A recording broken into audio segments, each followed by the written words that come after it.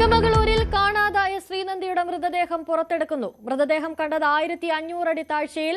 മരണത്തിൽ ദുരൂഹതയെന്ന് കുടുംബം. ശ്രീനന്ദിയെ കാണാതാകുന്നത് 4 ദിവസം മുൻപ്.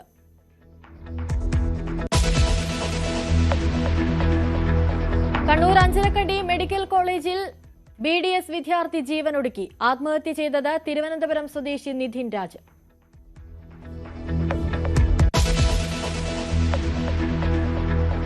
കുംഭമേളയിലെ വൈറൽ താരത്തിന് വിവാഹപ്രായമായിട്ടില്ലെന്ന് കണ്ടെത്തൽ. പെൺകുട്ടിക്ക് 16 വയസ്സ് മാത്രം. ഭർത്താവ് ഫർമാൻ ഖാനെതിരെ പോക്സോ കേസ്.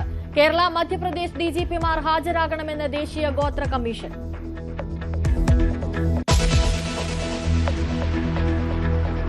ശതമാനക്കണക്കിൽ പ്രതീക്ഷയർപ്പിച്ച് മുന്നണികൾ. 75-ലേറെ സീറ്റ് നേടി ഭരണ തുടർച്ച ഉറപ്പെന്ന് LDF. 100-ലേറെ സീറ്റ് ലഭിക്കുമെന്ന് UDF. നിർണായക ശക്തിയാകുമെന്ന് BJP.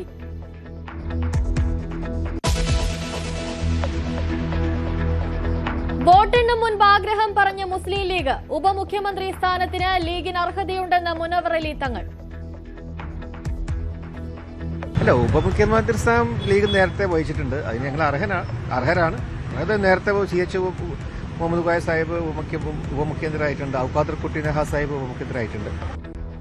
ഇപ്പോൾ ചർച്ച ചെയ്യേണ്ട കാര്യമില്ലെന്ന് PK കുഞ്ഞാലിക്കുട്ടി.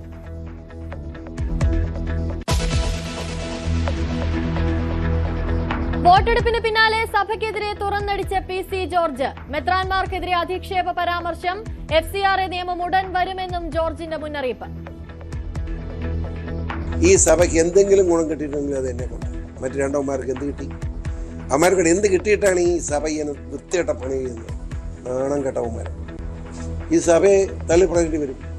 സഭയല്ല തള്ളിപ്പറയുന്നത്, ഇങ്ങനെ മെത്രാന്മാരെ തള്ളിപ്പറയും. സഭയെ വിമർശിച്ച് ഷോൺ ജോർജ്.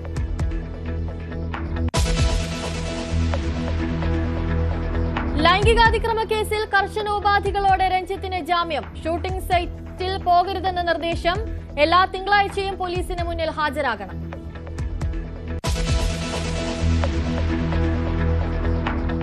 UPയിലെ മഥുരയിൽ യമുന നദിയിൽ ബോട്ട് മുങ്ങി 9 മരണം. നിരവധി പേരെ കാണാതായി. അപകടത്തിൽപ്പെട്ടത് പഞ്ചാബിലെ ലുധിയാനയിൽ നിന്നുള്ള 30 അംഗ സംഘം.